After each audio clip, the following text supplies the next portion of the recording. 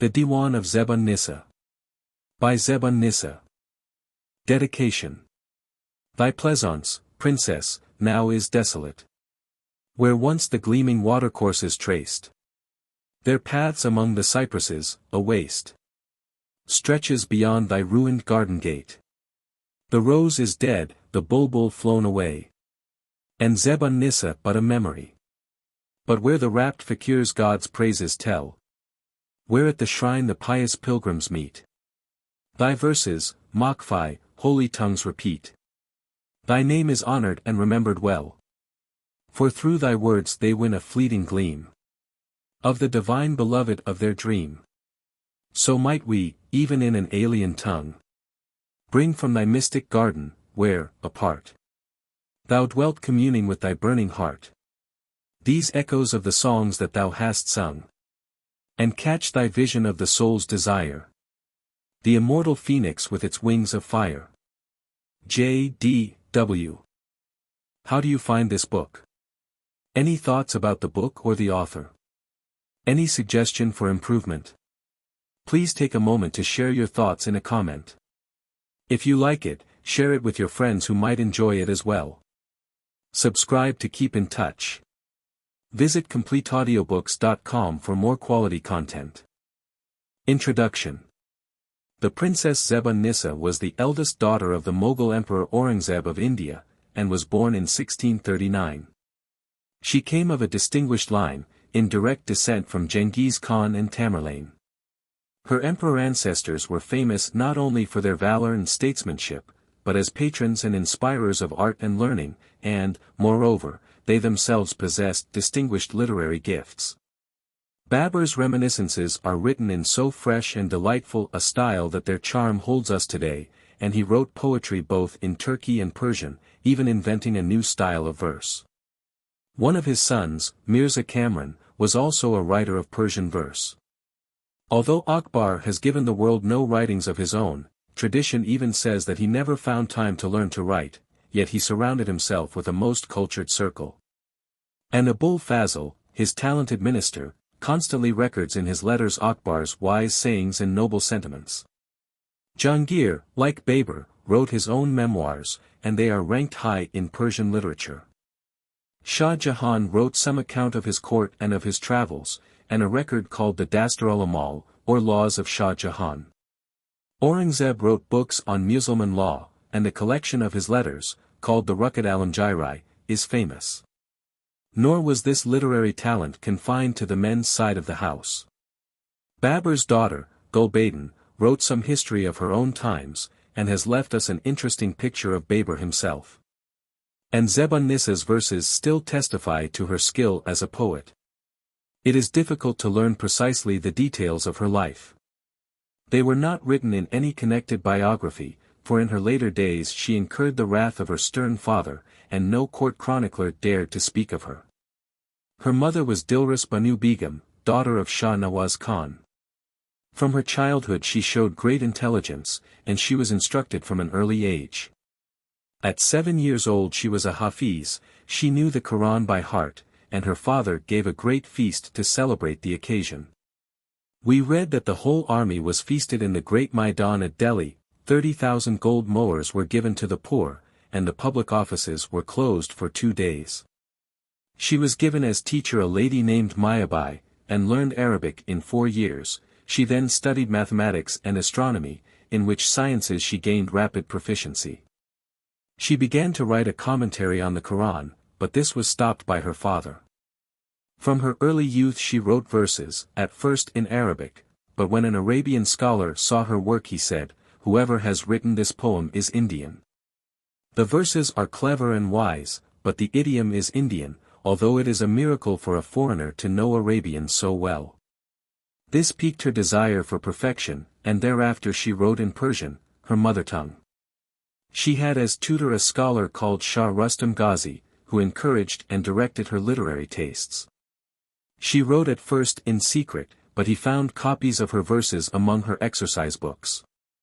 He prophesied her future greatness, and persuaded her father to send all over India and Persia and Kashmir to find poets and to invite them to come to Delhi to form a fitting circle for the princess.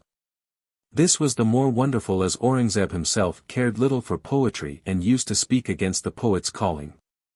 He had forbidden the works of Hafiz to be read in school by boys, or in the palace by the Begums, but he made an exception in favor of Zeb-un-Nissa. Among the poets of her circle were Nasir Ali, Sayyab, Shamsh Wali Ullah, Brahmin, and Baraz. Nasir Ali came from Sirhind, and was famous for his pride and his poverty, for he despised the protection of the great. Zeb-un-Nissa admired his verses, and in a way he came to be regarded almost as her rival poet. Her coterie used to engage in a poetical tournament, a kind of war of wits. One would propose a line, sometimes it would be a question. Another would answer it or contradict it or qualify it or expand it, by a line or lines in the same meter, rhyming with the original line. This is called mashera, a poetical concourse, and in this quick repartee Zeb-un-Nissa excelled. She had been betrothed by the wish of Shah Jahan, her grandfather, to Suleiman Shirkoh, who was her cousin and son of Dara Shirkoh. But Aurangzeb, who hated and feared Dara, was unwilling that the marriage should take place, and caused the young prince to be poisoned. She had many other suitors for her hand, but she demanded that she should see the princes and test their attainments before a match was arranged. One of those who wished to marry her was Mirza Farooq, son of Shah Abbas II of Iran. She wrote to him to come to Delhi so that she might see what he was like. The record remains of how he came with a splendid retinue, and was feasted by Zeb-un-Nissa in a pleasure house in her garden, while she waited on him with her veil upon her face. He asked for a certain sweetmeat in words which, by a play of language, also meant a kiss, and Zeb-un-Nissa, affronted, said, "Ask for what you want from our kitchen." She told her father that, in spite of the prince's beauty and rank, his bearing did not please her, and she refused the marriage. Mirza Farooq, however, sent her this verse, "I am determined never to leave this temple. Here will I bow my head, here will I prostrate myself, here will I serve, and here alone is happiness." Zeb-un-Nissa answered, "How light dost thou esteem this game of love, O child? Nothing dost thou know of the fever of longing, and the fire of separation, and the burning flame of love." And so he returned to Persia without her. She enjoyed a great deal of liberty in the palace. She wrote to many learned men of her time, and held discussions with them. She was a great favorite with her uncle Dara Shirkoh, who was a scholar and wide-minded and enlightened. To him she modestly attributed her verses when first she began to write, and many of the ghazals in the Diwan of Dara Shirkoh are by her. She came out in the court, and helped in her father's councils, but always with the veil upon her face.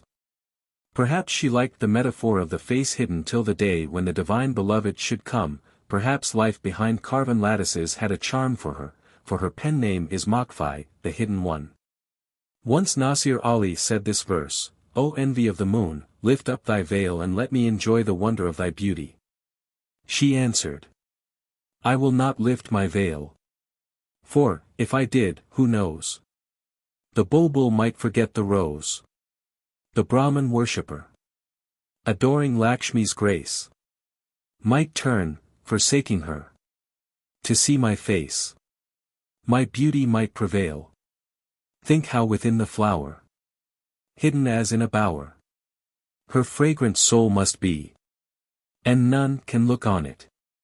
So me the world can see. Only within the verses I have writ. I will not lift the veil." She was deeply religious, but she was a Sufi, and did not share her father's cold and narrow orthodoxy. One day she was walking in the garden, and, moved by the beauty of the world around her, exclaimed, "Four things are necessary to make me happy, wine and flowers and a running stream and the face of the beloved." Again and again she recited the couplet. Suddenly she came upon Aurangzeb, on a marble platform under a tree close by, wrapped in meditation. She was seized with fear, thinking he might have heard her profane words. But, as if she had not noticed him, she went on chanting as before, but with the second line changed, "Four things are necessary for happiness, prayers and fasting and tears and repentance."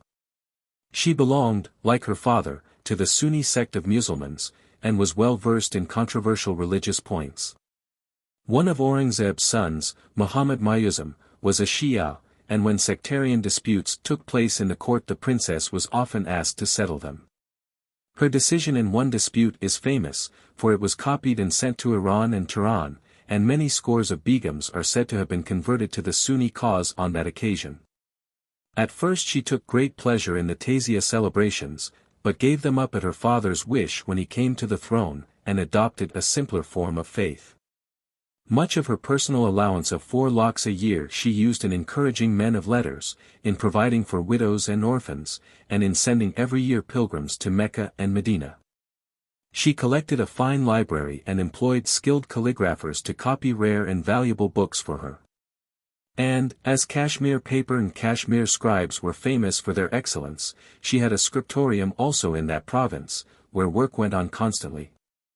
Her personal interest in the work was great, and every morning she went over the copies that had been made on the previous day. She had contemporary fame as a poet, and literary men used to send their works for her approval or criticism, and she rewarded them according to their merits. In personal appearance she is described as being tall and slim, her face round and fair in color, with 2 moles, or beauty spots, on her left cheek. Her eyes and abundant hair were very black, and she had thin lips and small teeth. In Lahore Museum is a contemporary portrait, which corresponds to this description. She did not use misha for blackening between the teeth, nor antimony for darkening her eyelashes, though this was the fashion of her time. Her voice was so beautiful that when she read the Quran she moved her hearers to tears. In dress she was simple and austere. In later life she always wore white, and her only ornament was a string of pearls round her neck. She is held to have invented a woman's garment, the Angia Kurti, a modification, to suit Indian conditions, of the dress of the women of Turkestan. It is now worn all over India. She was humble in her bearing, courteous, patient, and philosophic in enduring trouble. No one, it is said, ever saw her with a ruffled forehead. Her chief friend was a girl named Imami, a poet like herself. Zeb-un-Nissa was skilled in the use of arms, and several times took part in war. In the beginning of 1662 Aurangzeb was taken ill, and, his physicians prescribing change of air, he took his family and court with him to Lahore. At that time Aqil Khan, the son of his vizier, was governor of that city. He was famous for his beauty and bravery, and was also a poet. He had heard of Zeb-un-Nissa, and knew her verses, and was anxious to see her. On pretense of guarding the city, he used to ride round the walls of the palace, hoping to catch a glimpse of her. One day he was fortunate. He caught sight of her on the housetop at dawn, dressed in a robe of gulnar, the color of the flower of the pomegranate. He said, "A vision in red appears on the roof of the palace." She heard and answered, completing the couplet, "Supplications nor force nor gold can win her." She liked Lahore as a residence, and was laying out a garden there. One day Aqil Khan heard that she had gone with her companions to see a marble pavilion which was being built in it. He disguised himself as a mason, and, carrying a hod, managed to pass the guards and enter. She was playing chow-sar with some of her girl friends, and he, passing near, said, "In my longing for thee I have become as the dust wandering round the earth." She understood and answered immediately, "Even if thou hadst become as the wind, thou shouldst not touch a tress of my hair." They met again and again, but some rumor reached the ears of Aurangzeb, who was at Delhi, and he hastened back. He wished to hush up the matter by hurrying her into marriage at once. Zeb-un-Nissa demanded freedom of choice, and asked that portraits of her suitors should be sent to her, and chose naturally that of Aqil Khan. Aurangzeb sent for him. But a disappointed rival wrote to him, "It is no child's play to be the lover of a daughter of a king. Aurangzeb knows your doings. As soon as you come to Delhi, you will reap the fruit of your love." Aqil Khan thought the emperor planned revenge. So, alas for poor Zeb-un-Nissa. At the critical moment her lover proved a coward. He declined the marriage, and wrote to the king resigning his service. Zeb-un-Nissa was scornful and disappointed, and wrote, "I hear that Aqil Khan has left off paying homage to me," or the words might also mean, has resigned service, on account of some foolishness. He answered, also in verse, "Why should a wise man do that which he knows he will regret?" Akil also means, a wise man. But he came secretly to Delhi to see her again, perhaps regretting his fears. Again they met in her garden. The emperor was told and came unexpectedly, and Zeb-un-Nissa, taken unawares, could think of no hiding place for her lover but a deg, or large cooking vessel. The emperor asked, "What is in the deg?" and was answered, "Only water to be heated." "Put it on the fire, then," he ordered, and it was done. Zeb-un-Nissa at that moment thought more of her reputation than of her lover, and came near the deg and whispered, "Keep silence if you are my true lover, for the sake of my honor." One of her verses says, "What is the fate of a lover? It is to be crucified for the world's pleasure." One wonders if she thought of Akil Khan's sacrifice of his life. After this she was imprisoned in the fortress of Salimgarh, some say because her father distrusted her on account of her friendship with her brother, Prince Akbar, who had revolted against him. Others say because of her sympathy with the Maratha chieftain Shivaji. There she spent long years, and there she wrote much bitter poetry. So long these fetters cling to my feet. My friends have become enemies, my relations are strangers to me. What more have I to do with being anxious to keep my name undishonored when friends seek to disgrace me? Seek not relief from the prison of grief, O Makhfi, thy release is not politic. O Makhfi, no hope of release hast thou until the day of judgment come. Even from the grave of Majnun the voice comes to my ears, O Layla, there is no rest for the victim of love even in the grave. I have spent all my life, and I have won nothing but sorrow, repentance, and the tears of unfulfilled desire. Long is thine exile, Makhfi, long thy yearning. Long shalt thou wait, thy heart within thee burning, looking thus forward to thy home returning. But now what home hast thou, unfortunate? The years have passed and left it desolate. The dust of ages blows across its gate. If on the day of reckoning, God say, in due proportion I will pay, and recompense thee for thy suffering. Lo, all the joys of heaven it would outweigh. Were all God's blessings poured upon me, yet he would be in my debt. When her memory was becoming dim in the hearts of her friends, Nasir Ali alone thought of her, and wrote a poem to her, saying that, now, the world could not delight in her presence, and he himself had to go about the earth unhappy, having no one but himself to appreciate his verses. But she sent no answering word. When she was released she lived solitary in Delhi, and the verses she wrote there are very melancholy, telling of the faithlessness of the times. Why shouldst thou, O Makhfi, complain of friends, or even of enemies? Fate has frowned upon thee from the beginning of time. Let no one know the secrets of thy love. On the way of love, O Makhfi, walk alone. Even if Jesus seek to be thy companion, tell him thou desirest not his comradeship. Here is one of her saddest poems, expressing something of the tragedy of her life. O idle arms! Never the lost beloved have ye caressed. Better that ye were broken than like this, empty and cold eternally to rest. O useless eyes! Never the lost beloved for all these years have ye beheld, better that ye were blind, then dimmed thus by my unavailing tears. O foolish springs! That bring not the beloved to my abode. Yea, all the friends of youth have gone from me. Each has set out on his appointed road. O fading rose! Dying unseen as hidden thou wert born. So my heart's blossom fallen in the dust was ne'er ordained his turban to adorn. She died in 1689 after 7 days' illness, and was buried in her garden at Nawakat, near Lahore, according to the instructions she left. The tomb is desolate now, although once it was made of fine marbles, and had over its dome a pinnacle of gold. It was ruined in the troublous times of the dissolution of the Mughal Empire.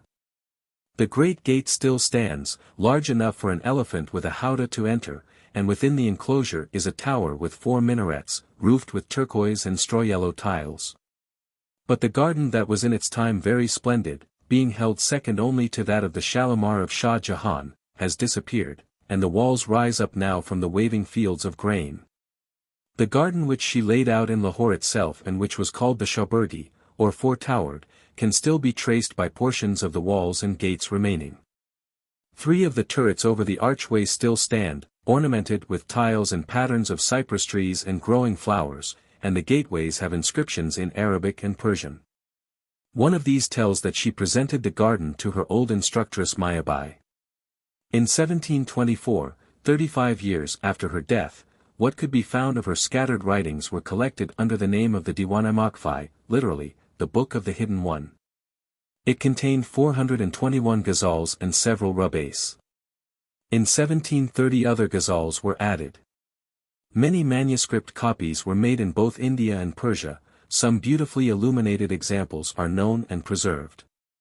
The Diwan-i-Makhfi shares the characteristics of other Sufic poetry, the worship of God under the form of the beautiful beloved, who is adorable but tyrannical, who reduces the lover to abject despair, but at last bestows on him a gleam of hope when he is at the point of death. The beloved is the hunter of the soul, chasing it like a deer through the jungle of the world. I have no peace, the quarry a hunter chases me. It is thy memory. I turn to flee, but fall, for over me he casts his snare. Thy perfumed hair. Who can escape thy prison? No mortal heart is free from dreams of thee. The lover is the madman, who for his love is scorned and mocked by the unsympathetic world. The personified power of evil, the enemy, lurks at the devotee's elbow, ready to distract him from the contemplation of God. The poet was evidently acquainted, not only with the theories of Sufism, but with the practices of the fakirs as well. We read of the assembly of the devout, as in the Dargah at Ajmer today, how they greet the morning with floods of tears and deep sighs, how they beat their hearts of stone till the sparks of divine love fly out from them. The hatchet to strike the flinty heart is the symbol of the Sufic poet. One sees it in the portraits of Hafiz and others. There is also the scoffing at the orthodox who meet within the mosque, and the glorification of the more advanced soul to whom all the universe is the temple of God, nay even God himself. Where I make my prayer, at that place is the Qibla. But the poems of Zeb-un-Nissa, in addition to what they share with other Sufic poetry, have a special Indian flavor of their own. She inherited the Akbar tradition of the unification of religions, and knew not only Islam, but Hinduism and Zoroastrianism also. Her special triumph consists in that she weaves together the religious traditions and harmonizes them with Sufic practices. In some of her poems she hails the sun as the symbol of deity. Constantly she speaks of the mosque and the temple together or antithetically, saying that God is equally in both, or too great to be worshipped in either. No Muslim I, but an idolater. I bow before the image of my love, and worship her. No Brahman I, my sacred thread, I cast away, for round my neck I wear her plaited hair instead. Sometimes she even combines the Hindu and Musulman idea. In the mosque I seek my idol shrine. On the day of judgment we should have had much difficulty in proving that we were true believers, had we not brought with us our beloved Kafir idol as a witness. The glorification or adoration of the Pir, or spiritual teacher, is also shown in her poems. He is the intermediary between God and man, and is sometimes symbolized as the morning breeze, bringing from the enclosed garden the fragrance to those, less privileged, who can only stand without the gate. The Diwan-i-Makhfi is widely read in India, and is highly esteemed. Its verse is chanted in the ecstatic concourses which meet at festivals at the tombs of celebrated saints. So that, although her tomb has been despoiled of the splendor which befitted the resting place of a Mughal princess, she has the immortality she perhaps would have desired. In one of her verses she says, I am the daughter of a king, but I have taken the path of renunciation, and this is my glory, as my name Zeb-un-Nissa, being interpreted, means that I am the glory of womankind. J. D. W. Dulwich Village. March 1913. In the name of God, the compassionate, the merciful. The Diwan of Zeb-un-Nissa. I. To thee, first. From the clouds of whose mercy is born the rose of my garden, I look. Let the praise of thy love the beginning adorn. Of the verse of my book. Athirst. For thy love are my body and soul. Like Monsieur the grains of this clod. My body, cry out, they are parts, thou the whole. Themselves they are God. The waves of thy deluge of love o'er the boat of mortality roll. No Noah could lift from the deeps till it float. My love-drowned soul. As slaves, the powers of the darkness for me will obedient fly. If a word of my praise be accepted by thee. Like Suleiman I. And now. No more do the ready tears start. As laments from my tongue. For like pearls the blood drops that are drawn from my heart. On my lashes are hung. Bear thou, O Makhfi, with patience thy pain. It is endless, and leave thou the night of thy passions, for then shall not Kisra attain such a spring of delight. 2. O thou who all things mortal and divine hast fashioned, and by whom alone we live. May there still shine the torch of hope that thou to us didst give. Within us stirs the leaven of thy love. As streams of water of thy mercy run. Look from above. And bless Mahmud and all that he hath done.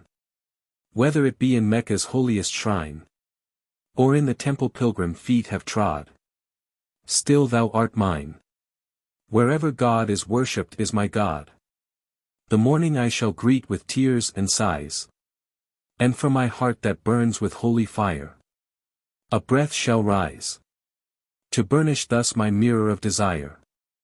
Give me thy tears, O Makhfi, let them rain. In quenching torrents on my burning heart. So hot its pain. At every sigh I breathe the flames outstart. 3. O Prophet, o'er the world. Thy soul-compelling banner is unfurled. See how thy faith hath spread. Till Iran and Arabia are led. Thy lips unclose.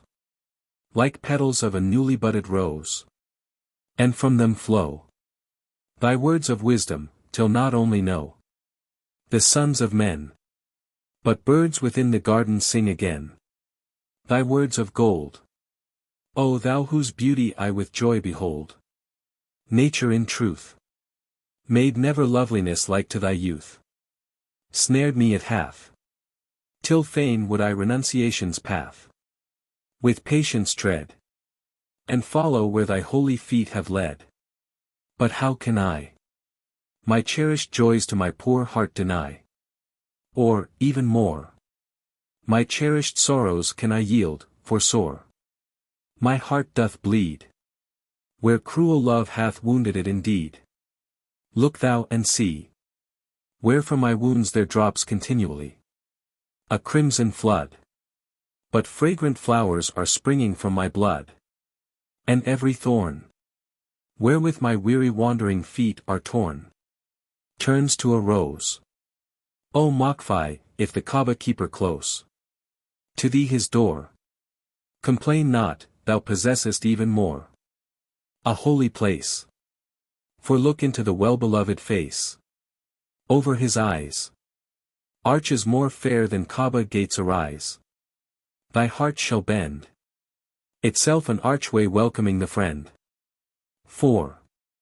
My eager heart a pang of rapture stings, when the long wandering wind unto me brings the perfume of thy presence on its wings.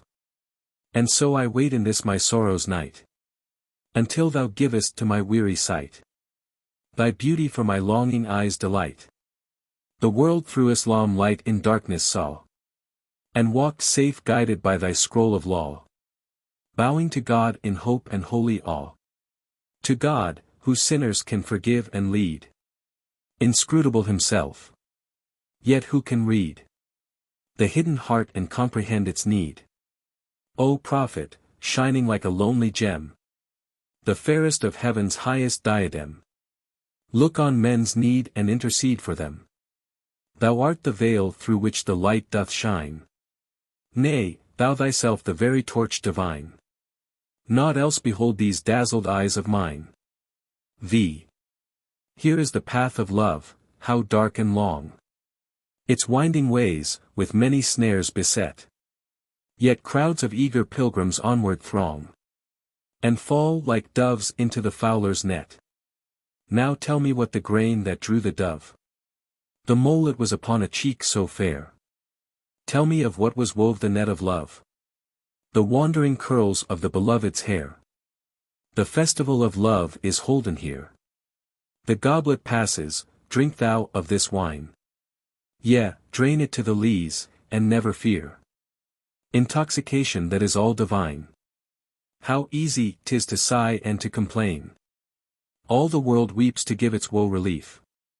But proudly in thy heart conceal thy pain. And silent drink the poison of thy grief. Here is the source of light, the heavenly fount. Here is the vision of eternal grace. Brighter than Moses thou, when from the mount. He came, God's radiance shining in his face. The wine at night unto the morning lends. Its exaltation, morning to the night. Its dream bequeaths in turn, so never ends. The sequence of the happy soul's delight. But, Makhfi, tell me where the feast is made? Where are the merrymakers? Lo, apart. Here in my soul the feast of God is laid. Within the hidden chambers of my heart. 6. My heart is looted of its treasure, left. Careless and unprotected, to my shame. And thus I weep, feeling myself bereft.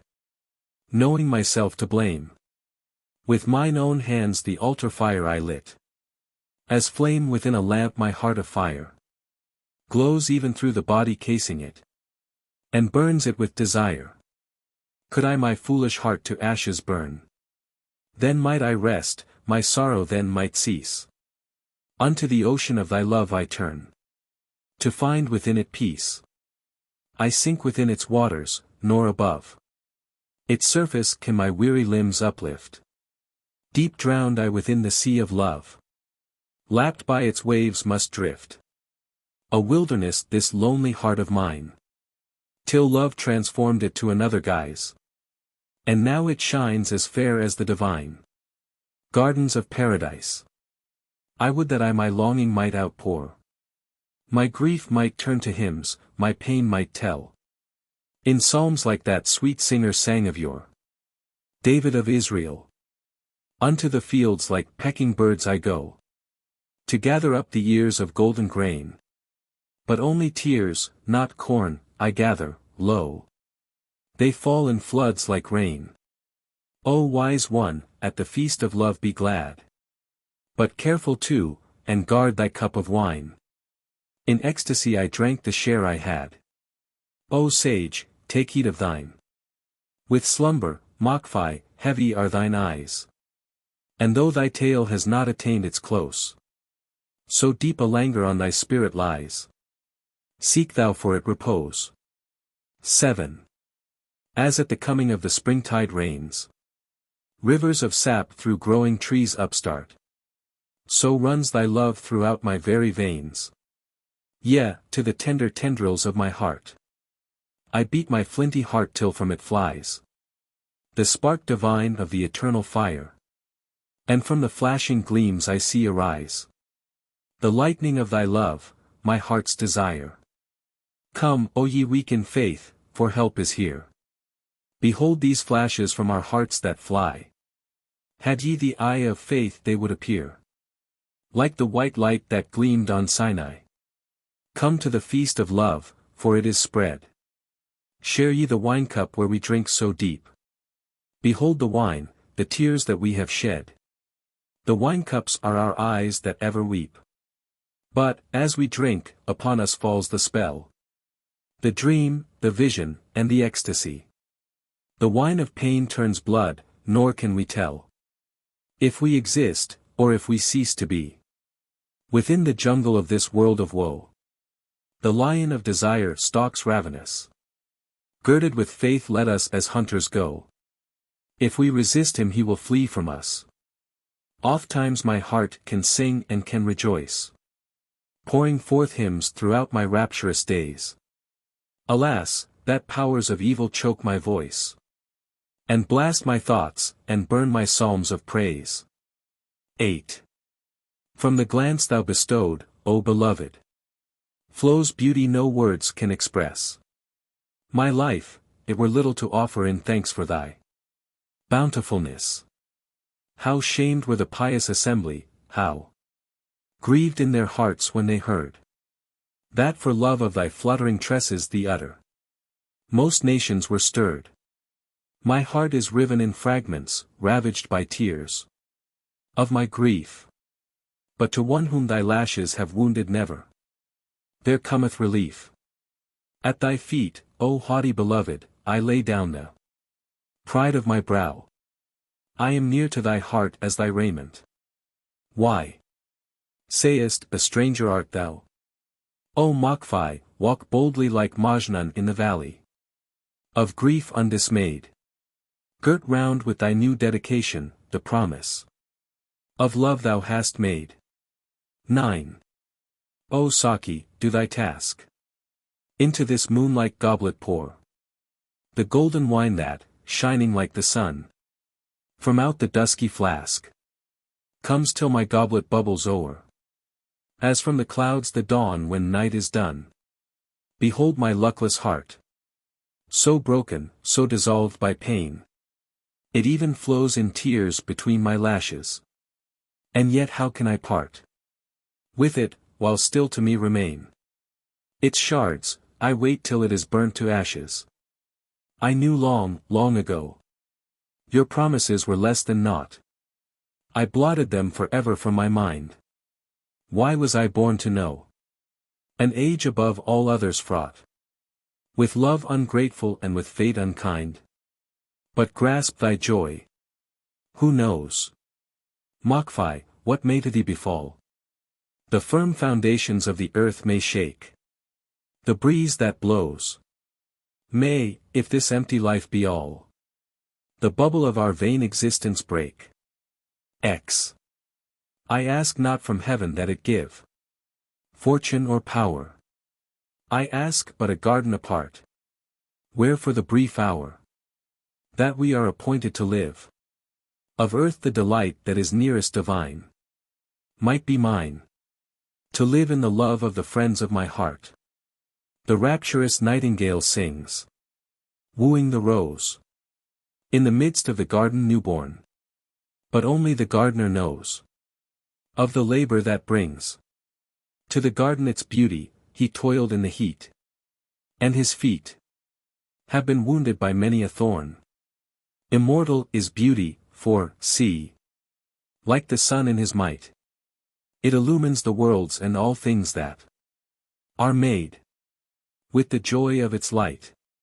For this be our thanks unto thee, and for the great teachers vouchsafed in our need, to guide and to lead, their presence to be our safe shelter and shade. Upon us thy mercy bestow. Consider how weak, how afflicted we are and how sorrowful. Then, when we passionate seek for oblivion, and thou dost know how time on our desolate spirit has beat, and brought us defeat. O save us, nor let us endure it again. O happy the seer who knows good and evil are one, who has learned how self-poised he may live, who is shaken by none, to whom spring with its rose and autumn are equal, not him canst thou teach, or, careless one, preach to him.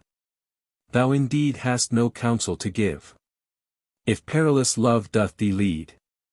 If thou enter his track, in the desert like Majnun thou dwellst evermore. Thou shalt never look back, nor even take heed to thy life if thou lose it or keep it, and pain shalt disdain, nor seek on the limitless ocean of love for a shore. O Makhfi, as out of the nest the fledgling birds fall, and fluttering, helpless, are caught in the snares. So see after all, thou art caught like the rest. For, flying too boldly, thy feeble wings fail, And thou dost bewail thy fate, thus enmeshed in the net of thy cares. 11. Awake, arise, my soul, for it is spring. Let the narcissus, with its scent divine, cast its bewitchment, let the saki bring his idol, for indeed he worships wine. To the forbidden path turn not aside. And, tyrannous beloved, let thine eye look on thy victims trampled in thy pride, who for a glance from thee would gladly die. Some pay their worship at the Kaaba shrine. Some pray within the temple courts apart. But, Makhfi, think what secret joy is thine, to bear thine idol ever in thy heart. 12. Friends had I, many friends, who shared with me days glad and sad. But mine they are no more, I am cut free from all I had. Dust falls within the cup of Kaikabad and King Jamshid. Nor reeks the world if they were sad or glad, or what they did. Only today have we, and through the sand, with feet that tire, we march, but never reach the promised land of heart's desire. I follow on where wisdom's feet have led, and firmly hold the while this hard and thorny path I tread. Her garments fold. How many hearts, O love, thy sword hath slain, and yet will slay. They bless thee, nor to God will they complain. At judgment day, when in the mosque to seek thine idol there, thou wendest, may thy steps fall gently, Makhfi, lest thou scare the birds away. 13. Why should I argue that on Sinai celestial radiance glows? I cannot reason, though the world deny. My heart enlightened knows. My heart is hot within me, yea, has burst in flames of love the while, so fierce that like a drop to slake my thirst were all the floods of Nile. So deep in sin am I cannot wend where holy pilgrims fare to Mecca, even if Abraham, God's friend, should come to lead me there. I tire of wisdom's kingdom which is mine. I tire of reason's sway. Passion of love, oh carry me to thine 100 miles away. Lo, when I come unto the water's side, the obedient waves retire. My flaming heart exultantly shall guide, like Moses' torch of fire. Though evil days are mine, of joy bereft, with pain that never ends. Fate, do with me your worst, there still is left the friend beyond all friends. Tell me, O Makhfi, is it I who sin? Is this my sin I bear? Is it the bodies or the souls within that lived and sinned elsewhere? 14. O foolish heart, thy carelessness how can I comprehend? Hast thou no strength, no will, to tear apart the barrier that divides me from my friend? See how the budding flower, emerging fair from out her torn green dress, is beauteous in the garden for her hour, as Yusuf in his youthful loveliness. Go, breeze of spring, haste to tell Yaqub, blinded by his tears, the tidings that shall end his sorrowing, and lift the darkness from his troubled years. Treading love's path so long, under such heavy burdens did I bow. At last my chastened heart has grown so strong. No task, no pain, can bend my spirit now. O fortunate! More blessed than Alexander's lot is mine. Come to me, O ye thirsty, this my fate, to know the giver of celestial wine. I have wiped clean my heart from actions, yea, and from desires as well, and yearn alone for peace, to have no part at judgment day, either in heaven or hell. 15. Behold the fire renewed within my heart. My sighs have lashed it with their breath until the flames outstart. Nor may this feeble cage, my body, stay the fluttering of this bird, my soul, that longs to fly away. The rocks would melt, and into tears would flow, could they but hear the never-ending murmur of my woe. For in the dark foreboding of my heart, there sounds the warning bell that calls the caravan to start. O love, I have bewailed for all these years thy tyranny, but none has heard my voice, except my tears. Behold how poor I am, but yet so proud. I would not sit at Haddam's table with the eager crowd. See, I have watched throughout the lonely night of separation, when there never came my heart's delight. And in my desolation tears of blood gushed from my stricken, widowed heart in never-ending flood. Yet to me, purged by grief, does hope arise. My withered chaplets changed to fragrant flowers of paradise. Love holds me in these cruel fetters bound. My faithfulness to thee, beside thy feet, a beaten hound. I crouch and fawn for crumbs of love from thee. O Makhfi, if thy sighs could reach the bosom of the sea, even within the cold and lightless deep, caught from thy heart a quenchless flame should leap. 16. O love, I am thy thrall. As on the tulip's burning petal glows a spot yet more intense, of deeper dye, so in my heart a flower of passion blows. See the dark stain of its intensity, deeper than all. This is my pride, that I the rose of all the world have sought, and, still unwearied in the eager quest, fainted nor failed have I, and murmured not. Thus is my head exalted o'er the rest, my turban glorified. O blessed pain! O precious grief I keep, and sweet unrest! Desire that dies not, longing past control. My heart is torn to pieces in my breast, and for the shining diamond of the soul I pine in vain. Behold the light that from thy torch of mercy comes to bless the garden of my heart, beloved one, with the white radiance of its loveliness, till my wall's shadow shall outvie the sun, and seem more bright. I humbly sit apart. The Kaaba courts the true believer's tread. I dwell outside, nor mix my praise with theirs.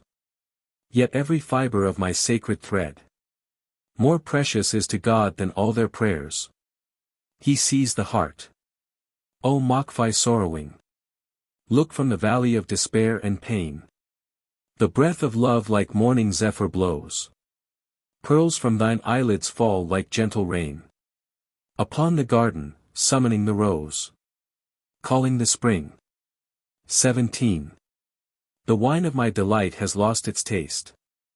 The earth of my existence turns a waste. No wholesome grass grows there, but only weed. My flaming spring of life has passed indeed. I searched for joy, but never found the end.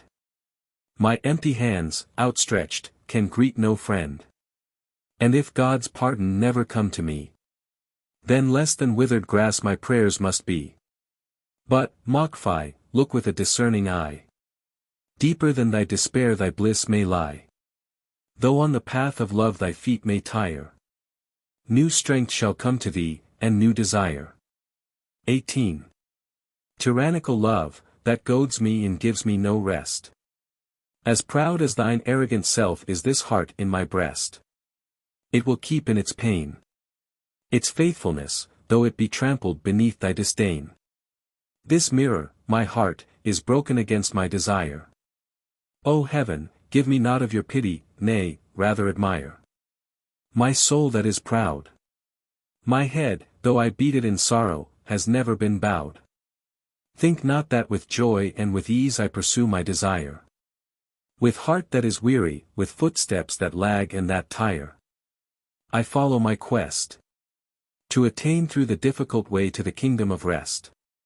Yet, Makhfi, look up from thy desolate region of night, and see how the army of sorrow has taken to flight. Dawn comes, and despair has vanished before the miraculous arrows of prayer. 19. Desolate one, oh when shalt thou the shining garden see again? Keep thou within thee, holy and apart, the garden of thy heart. As the long-prisoned bird, forgetting that it ever flew, and heard songs of the wild, and pinions wide unfurled, makes of the cage its world. No fear indeed thou hast, O heart, within the net of love held fast, of separation's bitter agony. Thy love is one with thee. Sadly we wait and tire, and sight of the beloved face desire. In vain, till in our hearts the hope is born of resurrection morn. O heart, thine be no less than the ascetic Brahman's faithfulness. The knotted veins his wasted body bears, as sacred thread he wears. What is a lover's fate? What shall befall to him unfortunate? The world shall cry, to please its idle whim, crucify him. Why dost thou then complain that on thy feet there drags this heavy chain? Nay, it befits thee well such weights to wear. Much hast thou learned to bear. As, far upon the hills, despairing for had, weary of life's ills, welcomed kind death, and wept, so for relief. Weep thou and salve thy grief, and see the thorny waste, whereon thy bruised feet their pathway traced. This wilderness, touched by thy blood that flows, blooms fragrant as the rose. O love, shall I repine, the noose of death around my neck to twine, at thy behest?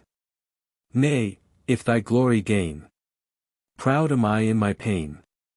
O Makhfi, if thy fate be that, without the garden, desolate, thou dwell, reck not of it, life is a dream. And we, that seem to live and move and love, no more at all than shadows on a wall. XX. Safely the kings had kept their regal seat, nor ever known the poison of defeat. Had not the Turks the invading army led, and the crown toppled from each kingly head. So were we not, O Master, led by thee. Vain were our struggles, scant our victory. How strong thou hast become, O moth, how great, worshipping thus the flame. This is thy fate, vainly to love and die, yet thou canst bear the burning sparks and ever scorn despair. Thou knowest, fluttering nearer to the fire, in death thou shalt be one with thy desire. O cruel love, when on the judgment day, thy tyranny God shall in full repay, and all the blameless blood that thou hast shed shall be revenged upon thy haughty head. Black shall the place of judging be, no less than Kerbala's accursed wilderness.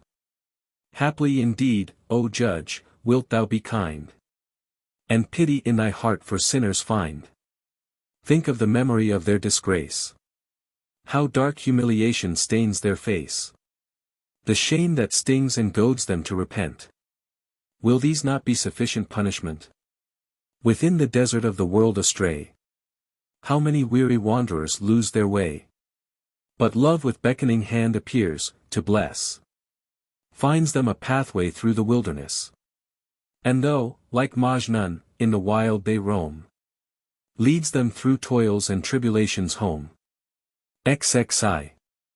Unto the garden of attainment ne'er our pathway led, and never were our eyes and hungered fed with vision of thy blessed countenance. Never a glance attained we of that face forever fair. Wherefore my tears fell down in floods like rain, and as I sighed, I thought of my desires unsatisfied, and memory summoned up with vain regret the garden where we met. But meet no more, I tell my heart with pain. What have I then to do with high estate? Fortune I lay aside, and all wherein the world has taken pride. Yet in this day of my humility, precious to me, as wine of kings I hold my cup of fate. Despair not, sorrow-laden Makhfi, though no grass appears, Within this desert watered by thy tears. Why with their arguing do learned men question God's mercy, when His works His infinite compassion show? XXI. Green is my garden, watered by my tears. And through my soul the perfume of the rose, kindling my heart with its enchantment flows. O Saki, bring the cup, for there appears, gleaming within the garden through the night, a radiance fair our feasting to illume. What is this glamour shining through the gloom? My heart's blood, glowing, yields the heavenly light. Oh, I have drunk my cup of cherished grief, and love the torment of my wounded heart. As the scars heal I tear their lips apart, and in my pain find rapturous relief. Why should I then permit the winds of care to ruffle thus my soul, as airs of spring, through the beloved's tresses wantoning? For I have risen to fortune from despair. Oh, fear not, if within the house of prayer the feeble camphor candle fails and dies. From out the flaming furnace of my sighs will rise another light, more fierce, more fair. The perfumed winds that with the dawn arise, have they not, Makhfi, caught thy soul away, and drenched it with delight, so all the day there cling about the airs of paradise? XCI. For my love's madness all the world on me hath heaped its scorn, so from its ways I flee, to find a refuge from its cruelty, a hermitage, with peace my soul to bless, here in a corner of the wilderness. Unseen by secular eyes shall I possess. Who is the man who boasts to be love's slave, and yet this petty life of his would save? Poor love, whose votaries are not more brave. When I was young I asked, and love gainsaid. What slips, what wanderings, on love's road I made, until I summoned wisdom to my aid. The mirror of my heart I burnish bright, until, reflected fair for my delight, the self's eternal beauty greets my sight. Like Jacob blinded by his agony, no face in all the world is aught to me. What use have eyes except to look on thee? Ziv. How long, O burning heart, canst thou keep hidden? See how flames outstart, and vapor from thy sighs will darken e'en the stars within the skies. Driven by my love I must wander like Majnun, where the desert dust falls on his weary head, eternally for Layla doomed to shed his unavailing tears. The soul by love enlightened never fears the unseeing world that says he must be mad who treads within love's ways, but joyful he and wise, for love has given new vision to his eyes. See, Makhfi, cruel love, how in his haughtiness he rides above the hearts of men, how red his sword with lover's blood that he has shed. XXV. When I behold the garden in the spring, rejoicing like a nightingale I sing. And if the cruel gardener, with his guile, try to ensnare me, like a rose I smile. The morning breeze that from the garden flies can give no joy, no gladness, to my eyes. For, useless breeze, never to me he brings the fragrance of thy garments on his wings. But here before the garden door I wait. Why should I deem myself unfortunate? For by thy holy threshold shall I stay, and with my lashes sweep its dust away. This bird, my heart, is taken in thy net, and flutters unavailingly, but yet, thy captive though it be, how canst thou keep prisoned the sighs that from my bosom leap? O rare and precious phoenix of the soul, vainly I sought for thee, beyond control. My heart has yearned for thee, ever thy wings have hung above my soul's imaginings. Thou enemy, that hold'st me from my quest, if even in the sea thou enterest, when from my anger thou dost seek to flee, my burning soul will find and conquer thee. O bulbul, glad within the garden sing. 'Tis Makhfi who has won for thee the spring. that blossoms in thy heart, but in her own. The barren winds of lonely autumn moan. XXVI. O love, tell me what is thy nature, that out of my kingdom of pride thou canst ravish my soul and canst hold it, and keep it enslaved at thy side. Who knows of thy infinite wisdom, who knows what thy lovers have borne? When madmen the world has proclaimed them, and cast them derision and scorn. To drink of my blood I am thirsting, to shed it abroad like a sea. To sacrifice all am I seeking, to die as a victim for thee. My heart through the anguish of loving has swooned 'neath the load of its grief. Come thou with thy magic, O music, and give to my spirit relief. Like Ayub I sit in the ashes o'erwhelmed by the wrath of the skies. Yet out of the night of my sorrow shall hope, like the morning, arise. To the desolate mountains, like Farhad, by sorrow and longing possessed, I have wandered with pain and with yearning, with hope and despair in my breast. Yet, Makhfi, unveiled is thy secret, abroad all thy passion is told. Who saw not the beauty of Yusuf when he in the market was sold? XXVI. I have no need for wine. To me the languorous and magic scent, breathed by the flowers within the garden, lent intoxication that is more divine. Forgive me then, I pray, that I no wine in the assembly quaffed, for I have drunk of a diviner draught. Its fragrance ever haunts me, night and day. My heart a bird doth seem, that never joyfully can soar and sing. For, shut within its cage of sorrowing, it sees the garden only in a dream. Shall I not then complain, when every atom of my body cries against your tyranny, O cruel skies, that yield me days so dark and full of pain? Grant me, O fate, this boon. Give me a little day of joy, of spring, when even in its cage my heart might sing. Glad as a bird, death comes, thou knowest, soon. Although I seem so poor, pity me not for empty-handedness.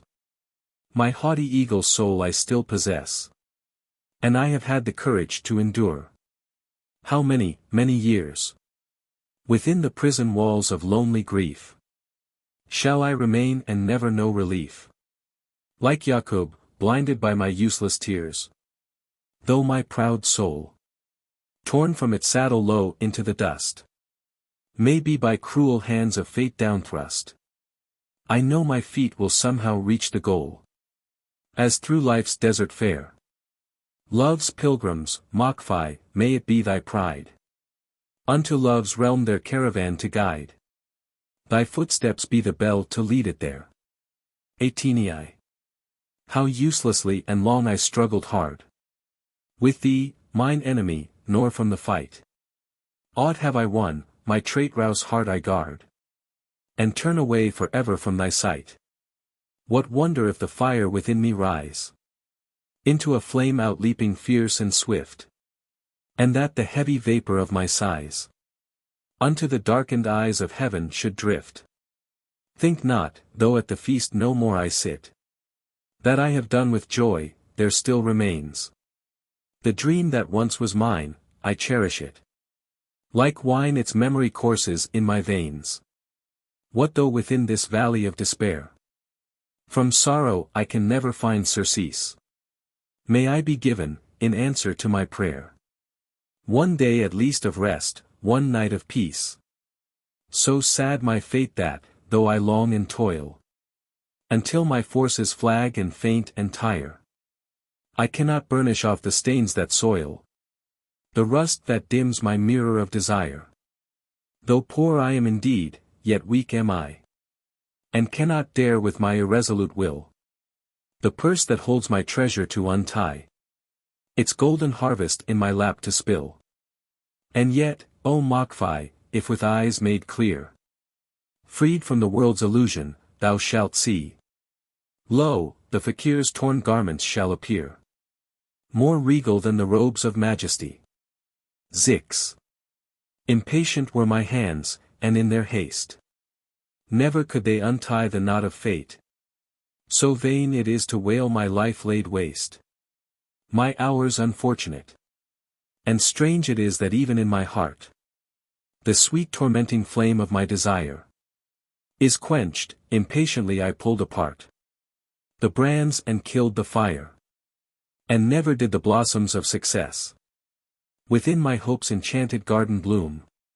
And my fair beacon light of happiness is sunk in gloom. Faithless beloved, many friends are thine. So many love and have been loved by thee. They give their hearts, what carest thou for mine? What need hast thou of me? XXX. O rival, snatch not from my lips away the cup that holds the wine of my delight.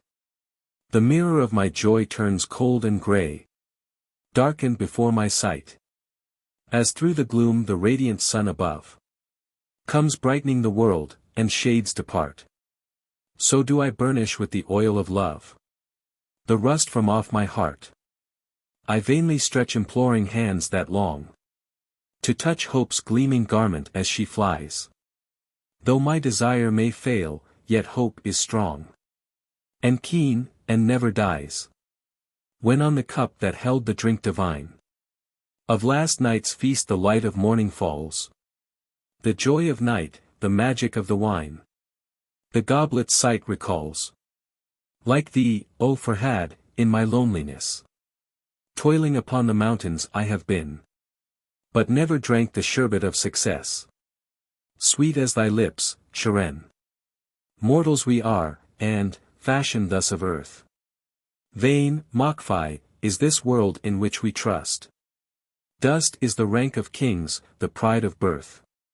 Yea, thou thyself art dust. XXXI. Down in the dust and sunken in disgrace. My honor lies for all the world to see. But why should I bear shame upon my face? What is the honor of the world to me? Although the times on my unhappy head have heaped the burdens I can hardly bear, I have not wept, I smile in pride instead. Upon my brow are graved no lines of care. For many years hath sorrow dwelt with me. Yet I repine not, and so fiercely wage my war against despair, it turns to flee. I am the Rustum of this later age. Though callous fate upon me vengeance wreak, O breezes blowing from the heavens above, bring unto me what I, like Yaqub, seek.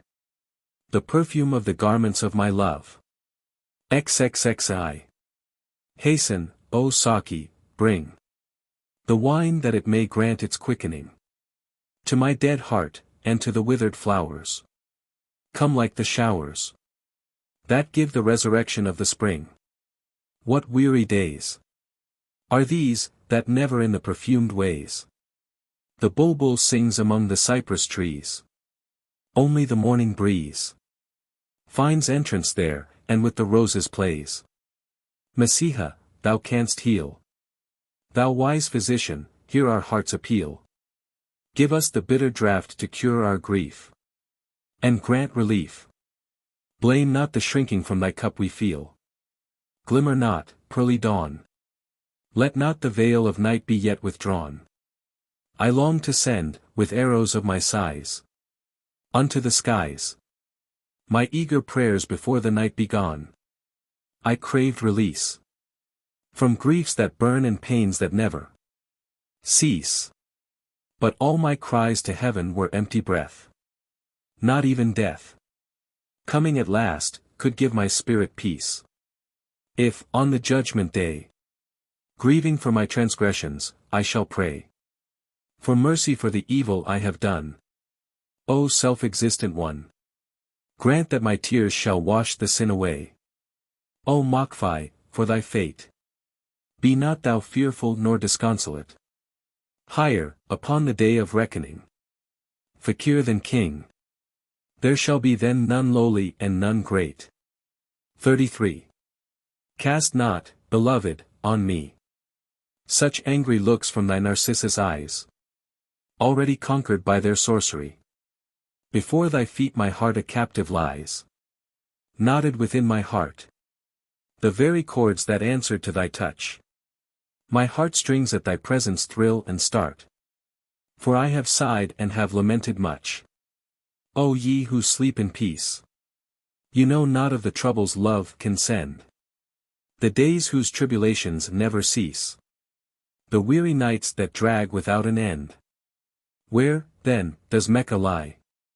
Here is the Qibla where I make my prayer. Tell me the physic for my malady. The anodyne for grief is everywhere. O love, where dost thou lead? Upon what travel fares our caravan? By Hejaz desert shall thy footsteps speed, the longest journey since the world began. So poor, indeed, my fate. Never to me did love his secrets tell. As to those others, high and fortunate, who near his inmost shrine forever dwell. Exiv. Why should we but in the assembly pray? Only when friends are gathered call for wine. Lo, I have done with this hypocrisy, and ever pray and drink the cup divine. The fountain of my spirit has run dry, so that in tears no more my sorrow flows. Mute is the heart that wailed continually, silent the bulbul in the garden close. Here, as we tread the pilgrim's way, we find the torch of inspiration like a fire. Men see it not, so dull they are and blind. They yearn not for the garments of desire. To each was given on the creation day his fitting portion, his appointed share. Why shouldst thou then demand from destiny more joy than others have, less pain to bear? O Makhfi, for thy counsel all have come. Their secrets thou hast kept concealed, apart. But why shouldst thou, who for their sakes art dumb, tell shamelessly the secrets of thy heart? XXXV. How long upon this soul that dwells in pain? Thy vengeance, O tormentor, shalt thou pour? Could I the land of love in peace attain, thy poison sting should torture me no more. No unguent salves these wounds upon my heart. The diamond lancet's healing pang I crave. So keen my pain I tear my scars apart. Come with thy kindly cruelty, and save. From out my keeping has my heart been reft. Why, let it go then, wherefore should I weep over the empty hut a fakir left? No watchman comes his careful guard to keep. Hearken, the time of parting sounds for thee. How long, O Makhfi, wavering like the fire? A Kafir shall thy restless spirit be, blown like a flame, tormented by desire. XXXVI. How hard to read, O soul, the riddle of life here and life beyond. As hard as in the pearl to pierce a hole, without the needlepoint of diamond.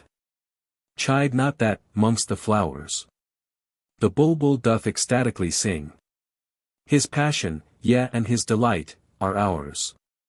Along the garden paths meandering, we, by our pain made brave, seek not despair nor hope, neither outlast their little day. We take but what fate gave, not as Zuleika, brooding o'er the past. O careless ones, in vain. The treasure of your life has passed away, heedless that nothing of your years remain. You talk like children of another day. How vain the tears you weep. Your sorrow fruitless, your remorse too late. The threshold with your lashes wherefore sweep? When, Makhfi, see, the shrine is desolate. XVI. When thou unveilst thy shining countenance, burnt are my lashes by thy lightning glance. And all the night I passionately weep, while o'er my heart tempests of longing sweep. And if I see it not, desiring it, my heart is darkened like a lamp unlit. I have no hope, no comfort, anywhere. Caught by the fluttering tresses of thy hair, no flower can open in my garden bed, until my heart's blood dyes its petals red. Sing softly of thy love, or silent be, O Makhfi, lest the hunter secretly shall come and hear thy voice, and capture thee. XXXVI. The love of thee the bulbul sings. The moth that burns its silken wings. Thy love has drawn into the fire. And, see, the wine of thy desire. On every goblet's lip it clings. No ease, no respite anywhere. Is now for me, for in thy snare. Blindly or willingly I fall. No liberty have I at all. Bound by the fetters of thy hair. So many tears mine eyes have shed. Such streams of blood my heart has bled. That now mine eyes can weep no more. Nor can the failing fountains pour. For dry the source from which they fed. Thou, Makhfi, in the burning fire of love and unassuaged desire, tossing in wild remorse, shalt dwell. Love's secrets weakly didst thou tell. So thou shalt pay with penance dire. XX. Not fierce enough, O moth, the flame to burn. Those yearning wings of thine. Not bright enough the torch of love within our palace halls to shine. Mine eyes have scattered pearls of tears, no consolation did they gain. The matchless jewel of my soul is given away. And all in vain. Long is my bitter tale of grief, of separation from my friend. Unfinished is it even yet, although my life has reached its end. Useless, O Saki, is thy cup, no wine of comfort flows for me, who drink alone the wine of blood. To others give thy remedy. Tale after tale of love is told, linked all together. Like a chain. The fetters hold my heavy heart, of liberty I dream in vain. Under the angry storms of death my boat of life has foundered deep. My house is fallen, round its dust winds of annihilation sweep. Yet, Makhfi, if within thy heart the flame of heavenly love arise, thy lonely desert shall be fair as garden groves of paradise. XL. If from the spot upon my heart the veil should fall, and all the world should know my tale, how would the roses burn with envious light, knowing themselves less bright? Though all the day the leaping fire of sighs may from my fast-consuming heart arise, winds of mischance so blow and scatter it, my torch is not yet lit. I leave the world, and to the woods I fly. But in the forest hunted still am I. I seek the silence of the lake and hill. But love pursues me still. The malady of love has turned my brain. For all my life I have abode with pain. Then why should I from sorrow seek to flee? Sorrow is kin to me. Here in the dwelling of unhappiness, my silent, desolate sorrow I possess. For how can shining love with me remain within this house of pain? Behold the pages of my book of life. Blotted its record, black with sin and strife. As if the woe of all the world should be ever pursuing me. O Makhfi, from this goblet thou shalt gain no exaltation, no surcease from pain. For tears of blood that flow from eyes grown dim, fill it unto the brim. XLI. Thou bringest never, long-lost happiness to still my heart's distress. The remedy I crave. Why to the crowd should I thus voice aloud my sadness, drawing scorn upon my name, telling the world my shame? If in the close-hung darkness of the night there shine no thread of light, what matter? Though no torches flame for me, my sorrowing heart can see. Illumined by the fire of grief it bears. Why tangled in the cares of worldly hopes, O heart unsatisfied? Restless wilt thou abide, seeking those things that thou shalt never gain. Help askest thou in vain from useless friends, and far into the skies. Peace like the phoenix flies. Behold, no herb of sweet content has grown, for we have only sown In far off springs the seeds of our disgrace. How could we bear to face the direful judgment day, did we not bring our idol, witnessing that by this Kafir worship which we give, we true believers live? Upon the sea of bliss our boat is set, but comfort comes not yet. Over the soul waves of the tempest rise, menacing to the skies. So weary, Makhfi, are thine eyes with tears. Darkened the world appears. Nor can they tell, by grief and watching worn, the rosebud from the thorn. XLI. O self-existent, give unto thy faithful ones their heart's desire, and visit not with thy consuming fire. O o'erburdened souls, too sorrowful to live. No longer can I bear the separation and the bitter grief. Afflicted am I, grant my soul relief. Weary and broken, look on my despair. O thou, whose praise we tell, sever the tyrant bonds, give to the slave his freedom, save him, Lord, as thou didst save Yusuf, the moon of Canaan, from the well. My tears fail, for they must. The spring that fed their fountains has run dry. Give me thy peace, O Lord, for what am I? Only a handful of afflicted dust.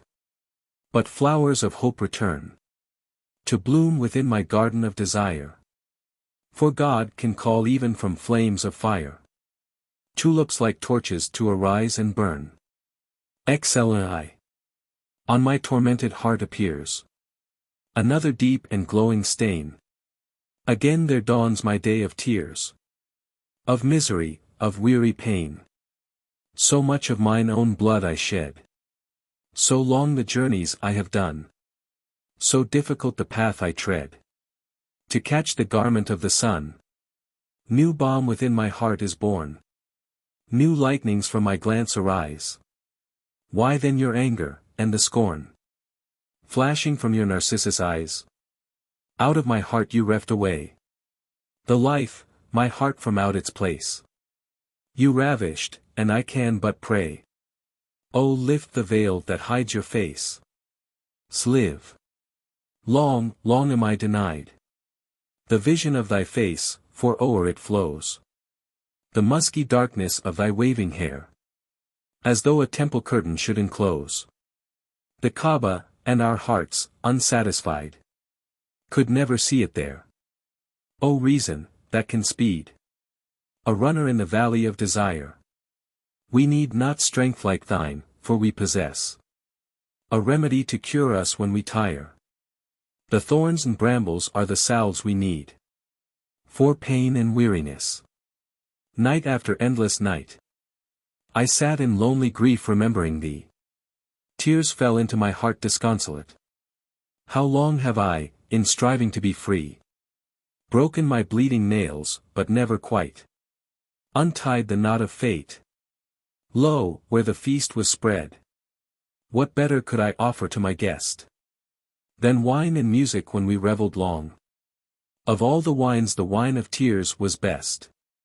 One song of sorrow to another led, making continual song. Thou shalt attain success, O happy lover, walking on the height. Thy shadow greater shall be evermore than King Jamshid's, and plumes and pinions bright. As hath the phoenix, shall thy soul possess, arrogantly to soar, by sorrow crucified. A true believer lost his life for thee, and yet did not attain what I attain.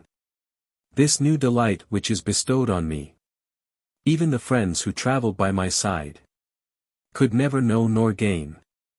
Red with its fount of tears, thy rosy face doth like a tulip show, to tell what dreams within thy heart arise.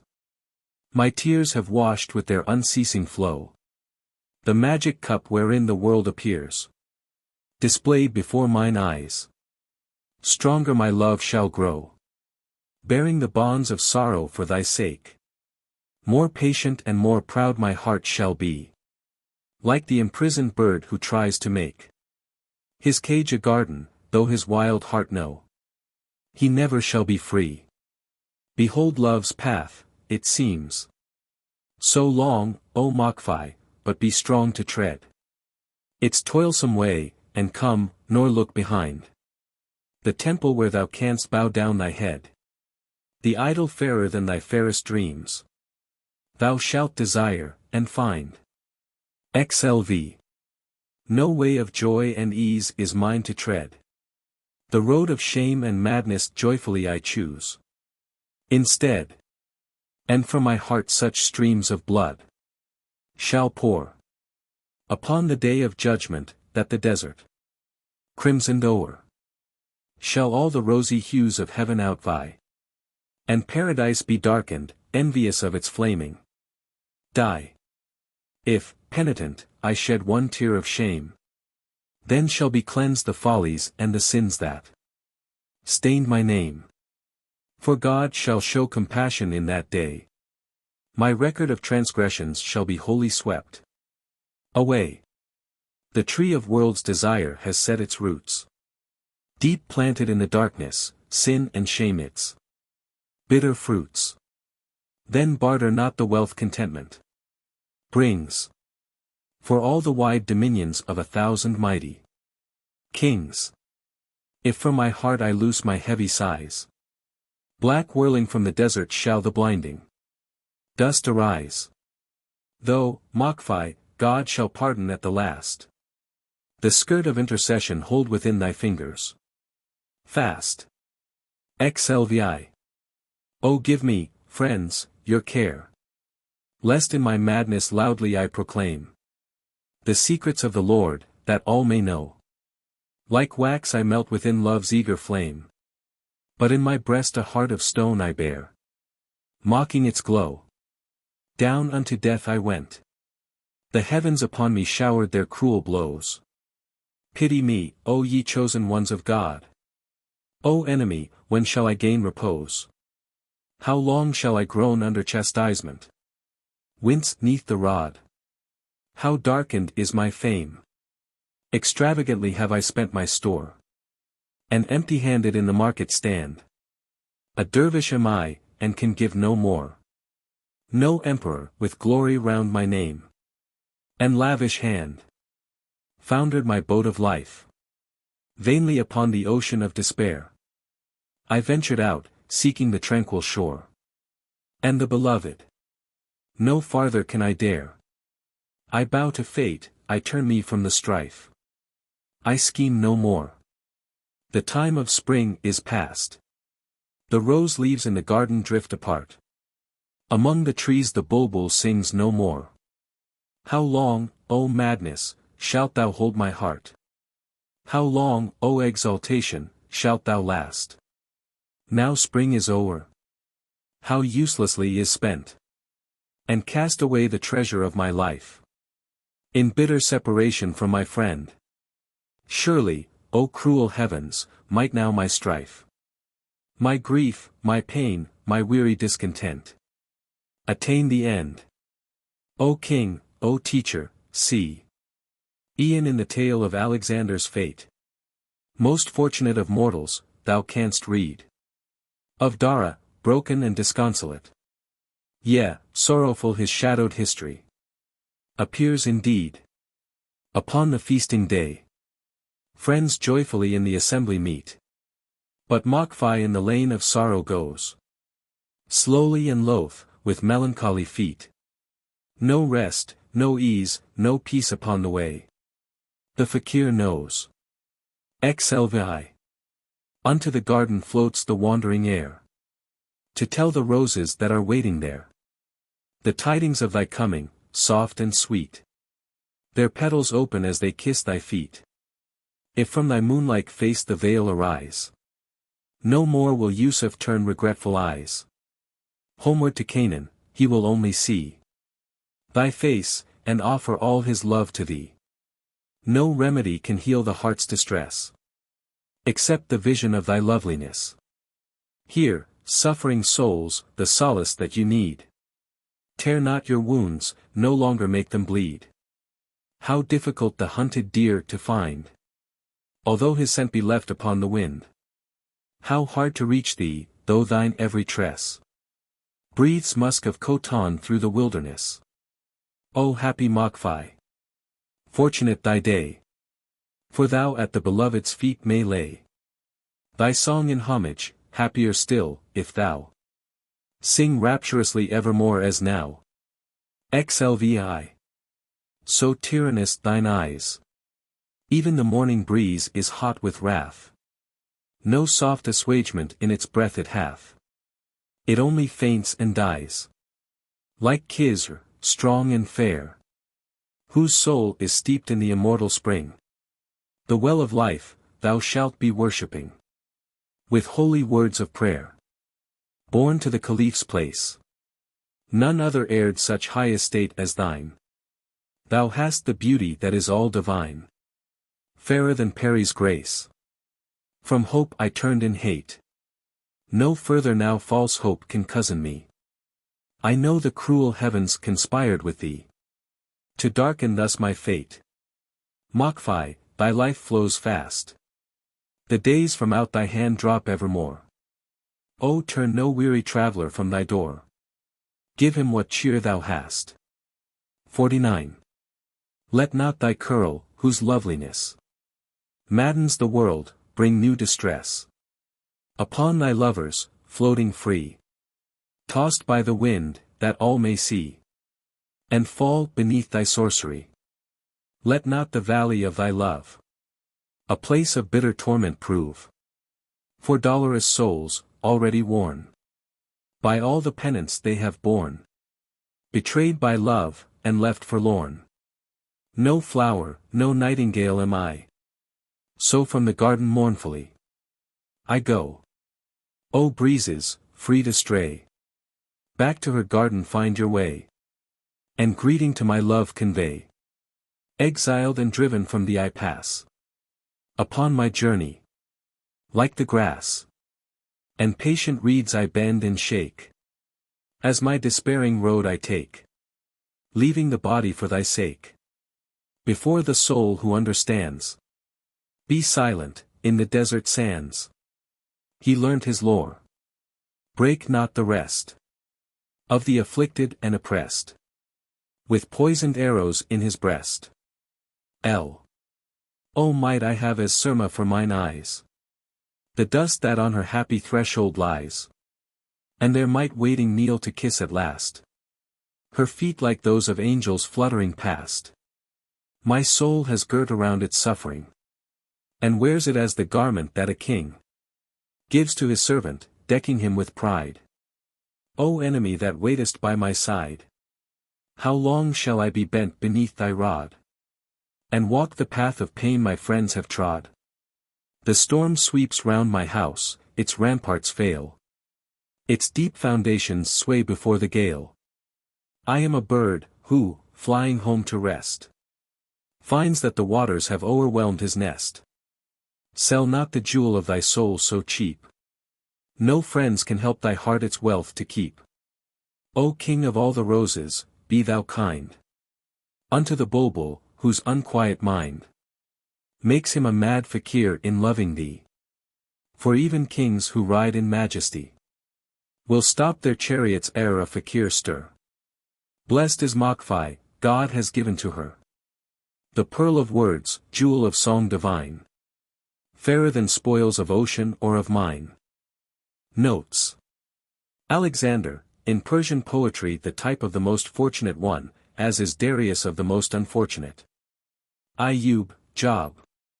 Diwan, a diwan consists of a series of groups of ghazals, qv.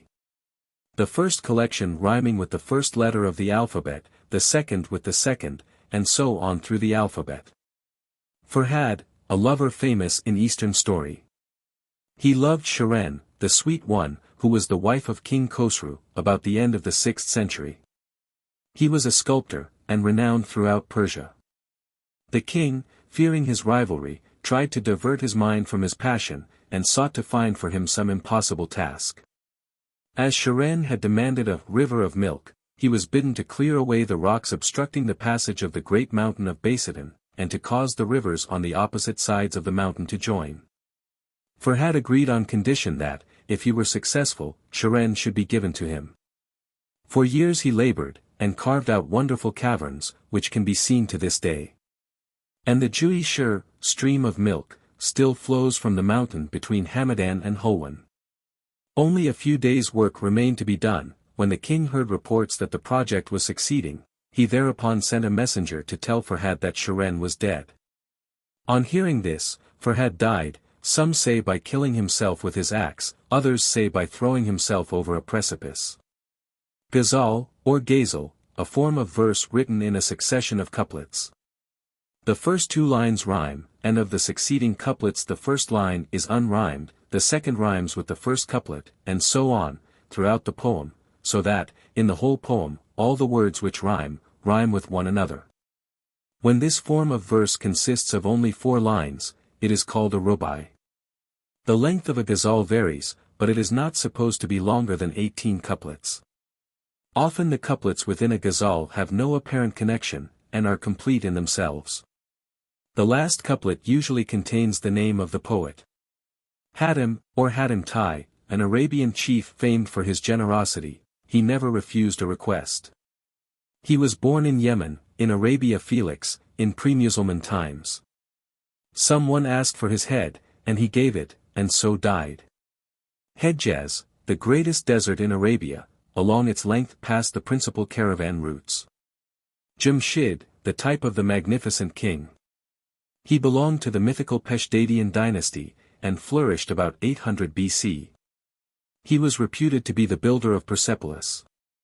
His reign was a kind of golden age, when sickness and death were unknown. The angel Sirish descended from heaven to visit him, and left him a robe and an enchanted girdle. He was gifted, like Moses, with a ray of divine light. So that once, when he was descending Mount Alborz, the crowd imagined that there were 2 suns in the world. His ring and throne had magic powers. When he looked into his 7-ringed goblet he could see what was passing in all the worlds. But pride came into his heart, and he forgot God. His subjects revolted against him and drove him from his kingdom, and he roamed the earth an outcast for 100 years. He repented, and was restored, with undiminished youth, to his kingdom and power. Kaaba, the chief sanctuary of Mecca, the holy city of the Musulmans. The Kaaba was revered before the time of Muhammad, and was then a rude stone building. Its name came from a word meaning an astragalus, or die, because of its roughly cubical shape. It has been several times rebuilt, but the old form has been preserved except in secondary details.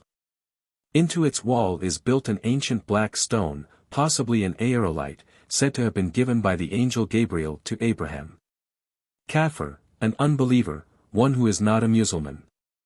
Kaikabad, a sultan of the Seljukian dynasty, renowned not only for his successful wars, but as a great builder of palaces.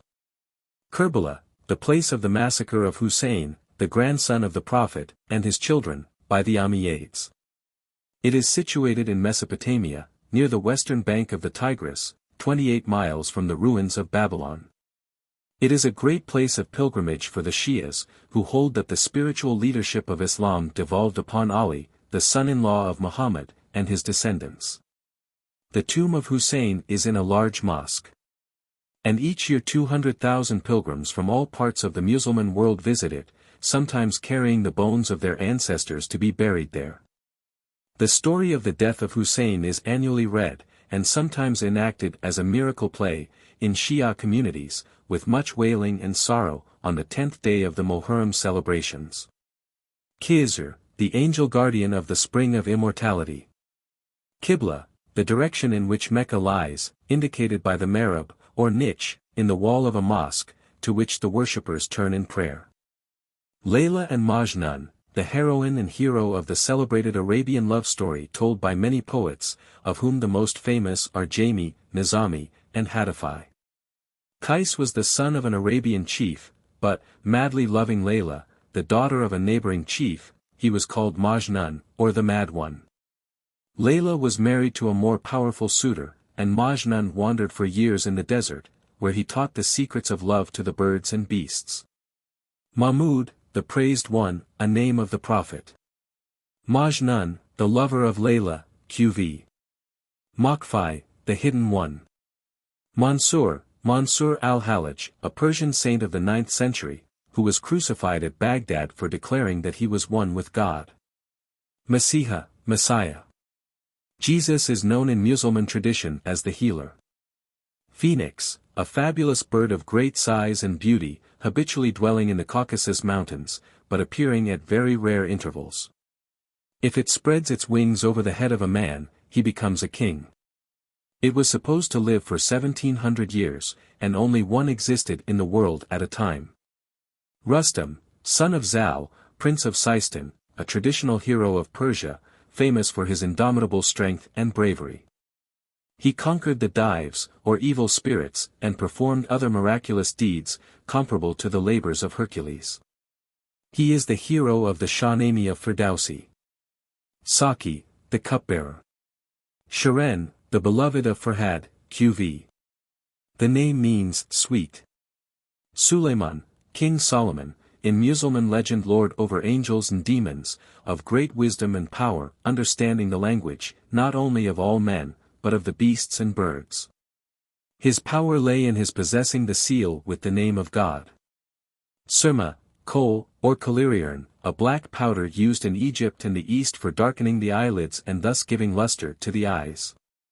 Turks, the Turkomans from Turkestan, who ravaged Central Asia from Persia to India and east to China, the Great Wall of which was built as a protection against them. Yaqub, Jacob, who in Muslim tradition became blind by weeping for the loss of his son Joseph, who had been sold by his brothers as a slave into Egypt, he regained his sight when he smelt the garment of his son which had been brought to him. Yusuf, Joseph, who is regarded as of superhuman loveliness, surrounded by celestial light, the emblem of divine perfection. He possessed 9/10 of the beauty allotted to the whole world. Zuleika, daughter of Timus, king of Mauritania. In a dream she saw and fell in love with the image of Yusuf. She was not told his name, but only that his abode was Egypt. She went to Memphis to marry Aziz Potiphar, the grand vizier of Pharaoh, imagining her future husband was the vision of her dream. Yusuf was sold as a slave, and was purchased by her. But, being warned by the angel Gabriel in the likeness of his father Jacob, he fled from her. She is represented as always brooding over her lost happiness. The end.